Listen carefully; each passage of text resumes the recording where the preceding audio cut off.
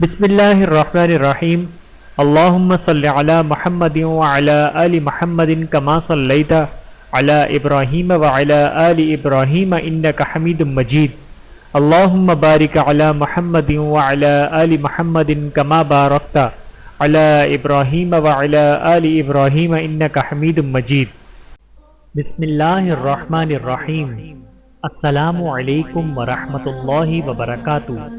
مسلمانوں کی حبشہ کی ہجرت اور شعیب بن ابی طالب میں قید ہونا، مسلمانوں کو اور ان کے سردار فخر دو عالم صلی اللہ علیہ وآلہ وسلم کو جب کفار سے تکالیف پہنچتی ہی رہیں اور آئے دن ان میں بجائے کمی کے اضافہ ہی ہوتا رہا، تو حضور اکرم صلی اللہ علیہ وآلہ وسلم نے صحابہ کرام کو اس کی اجازت فرما دی کہ وہ یہاں سے کسی دوسری جگہ چلے جائیں، تو بہت سے حضرات نے حبشہ کی طرف ہجرت فرمائی۔ حبشہ کے بادشاہ اگرچہ نصرانی تھے اور اس وقت تک مسلمان نہ ہوئے تھے، مگر ان کے رحم و دل اور منصف مزاج ہونے کی شہرت تھی۔ چنانچہ نبوت کے 5ویں برس رجب کے مہینے میں پہلی جماعت کے 11 یا 12 مرد اور 4 یا 5 عورتوں نے حبشہ کی طرف ہجرت کی۔ مکے والوں نے ان کا پیچھا بھی کیا کہ یہ نہ جا سکیں، مگر یہ لوگ ہاتھ نہ آئے۔ وہاں پہنچ کر ان کو یہ خبر ملی کہ مکے والے سب مسلمان ہو گئے اور اسلام کو غلبہ ہو گیا۔ اس خبر سے یہ حضرات بہت خوش ہوئے اور اپنے وطن واپس آ گئے، لیکن مکہ مکرمہ کے قریب پہنچ کر معلوم ہوا کہ یہ خبر غلط تھی اور مکے والے اسی طرح بلکہ اس سے بھی زیادہ دشمنی اور تکلیفیں پہنچانے میں مصروف ہیں، تو بڑی دقت ہوئی۔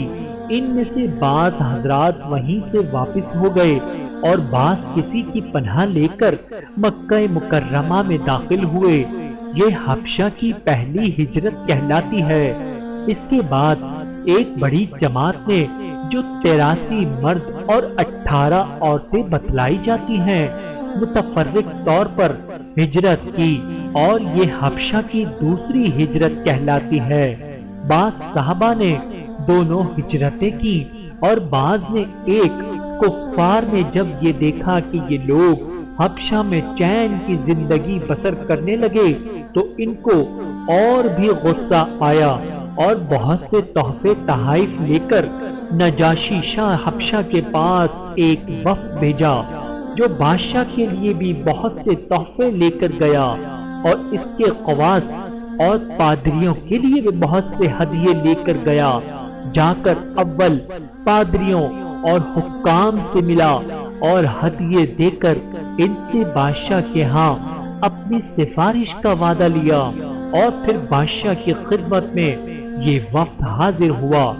اول بادشاہ کو سجدہ کیا، پھر تحفے پیش کر کے اپنی درخواست پیش کی اور رشوت خور حکام نے تائید کی۔ انہوں نے کہا کہ اے بادشاہ، ہماری قوم کے چند بے وقوف لڑکے اپنے قدیمی دین کو چھوڑ کر ایک نئے دین میں داخل ہو گئے، جس کو نہ ہم جانتے ہیں نہ آپ جانتے ہیں، اور آپ کے ملک میں آ کر رہنے لگے۔ ہم کو شرفائے مکہ نے اور ان لوگوں کے باپ، چچا اور رشتہ داروں نے بھیجا ہے، اور ان کو واپس لائیں، آپ ان کو ہمارے سپرد کر دیں۔ بادشاہ نے کہا کہ جن لوگوں نے میری پناہ پکڑی ہے، بغیر تحقیق کیے ان کو حوالہ نہیں کر سکتا، اول بلا کر تحقیق کر لوں، اگر یہ صحیح ہوا تو حوالے کر دوں گا۔ چنانچہ مسلمانوں کو بلایا گیا۔ مسلمان اول بہت پریشان ہوئے، کیا کریں، مگر اللہ کے فضل نے مدد کی اور ہمت سے یہ طے کیا کہ چلنا چاہیے اور صاف بات کہنا چاہیے، اور بادشاہ کے ہاں پہنچ کر سلام کیا۔ کسی نے اعتراض کیا کہ تم نے بادشاہ کو آداب شاہی کے موافق سجدہ نہیں کیا، ان لوگوں نے کہا کہ ہمارے نبی نے اللہ کے سوا کسی کو سجدہ کرنے کی اجازت نہیں دی۔ اس کے بعد بادشاہ نے ان سے حالات دریافت کیے۔ حضرت جعفر رضی اللہ تعالی عنہ آگے بڑھے اور فرمایا کہ ہم لوگ جہالت میں پڑے ہوئے تھے، نہ اللہ کو جانتے تھے نہ اس کے رسولوں سے واقف تھے، پتھروں کو پوجتے تھے، مراد کھاتے تھے، برے کام کرتے تھے، رشتے ناتوں کو توڑتے تھے، ہم میں کا قوی ضعیف کو ہلاک کر دیتا تھا۔ ہم اسی حال میں تھے کہ اللہ نے اپنا ایک رسول بھیجا جس کے نسب کو، اس کی سچائی کو، اس کی امانت داری کو، پرہیزگاری کو ہم خوب جانتے ہیں۔ اس نے ہم کو ایک اللہ وحدہ لا شریک کی عبادت کی طرف بلایا اور پتھروں اور بتوں کو پوجنے سے سخت منع فرمایا۔ اس نے ہم کو اچھے کام کرنے کا حکم دیا، برے کاموں سے منع کیا۔ اس نے ہم کو سچ بولنے کا حکم دیا اور امانت داری کا حکم کیا، صلہ رحمی کا حکم کیا، پڑوسی کے ساتھ اچھا برتاؤ کرنے کا حکم دیا، نماز، روزہ و صدقہ خیرات کا حکم دیا اور اچھے اخلاق تعلیم کیے۔ زنا و بدکاری، جھوٹ بولنا، یتیم کا مال کھانا، کسی پر تہمت لگانا اور اس قسم کے برے عمل سے منع فرمایا۔ ہم کو قرآن پاک کی تعلیم دی، ہم اس پر ایمان لائے اور اس کے فرمان کی تعلیم کی، جس پر ہماری قوم ہماری دشمن ہو گئی اور ہم کو ہر طرح ستایا۔ ہم لوگ مجبور ہو کر تمہاری پناہ میں اپنے نبی کے ارشاد سے آئے ہیں۔ بادشاہ نے کہا، اچھا جو قرآن تمہارے نبی لے کر آئے ہیں وہ کچھ مجھے سناؤ۔ حضرت جعفر رضی اللہ تعالی عنہ نے سورہ مریم کی اول کی آیتیں پڑھی، جس کو سن کر بادشاہ بھی رو دیا اور اس کے پادری بھی جو کثرت سے موجود تھے، سب کے سب اس قدر روئے کہ داڑھیاں تر ہو گئیں۔ اس کے بعد بادشاہ نے کہا کہ خدا کی قسم، یہ کلام اور جو کلام حضرت موسیٰ علیہ السلام لے کر آئے تھے ایک ہی نور سے نکلے ہیں، اور ان لوگوں سے صاف انکار کر دیا کہ میں ان کو تمہارے حوالے نہیں کر سکتا۔ وہ لوگ بڑے پریشان ہوئے کہ بڑی ذلت اٹھانا پڑی۔ آپس میں صلح کر کے ایک شخص نے کہا کہ کل کو میں ایسی تدبیر کروں گا کہ بادشاہ ان کی جڑ ہی کاٹ دے گا۔ ساتھیوں نے کہا ابھی ایسا نہیں کرنا چاہیے، یہ لوگ اگر مسلمان ہو گئے مگر پھر بھی رشتہ دار ہیں، مگر اس نے نہ مانا۔ دوسرے دن پھر بادشاہ کے پاس گئے اور جا کر کہا، یہ لوگ حضرت عیسیٰ علیہ السلام کی شان میں گستاخی کرتے ہیں، ان کو اللہ کا بیٹا نہیں مانتے۔ بادشاہ نے پھر مسلمانوں کو بلوایا۔ صحابہ کرام فرماتے ہیں کہ دوسرے دن کے بلانے سے ہمیں اور بھی زیادہ پریشانی ہوئی۔ بہرحال ہم گئے۔ بادشاہ نے پوچھا کہ تم حضرت عیسیٰ علیہ السلام کے بارے میں کیا کہتے ہو؟ انہوں نے کہا، وہی کہتے ہیں جو ہمارے نبی پر ان کی شان میں نازل ہوا کہ وہ اللہ کے بندے ہیں اور اللہ کے رسول ہیں، اس کی روح ہیں اور اس کے کلمے ہیں، جس کو خدا نے کنواری اور پاک مریم کی طرف ڈالا۔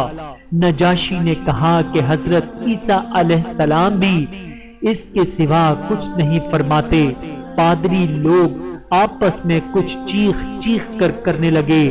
نجاشی نے کہا، تم جو چاہے کہو۔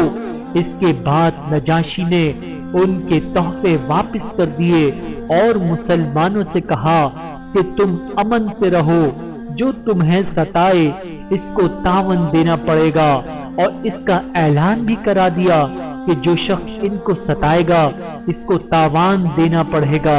اس کی وجہ سے وہاں مسلمانوں کا اکرام اور بھی زیادہ ہونے لگا اور اس وقت کو ذلت کے ساتھ واپس آنا پڑا۔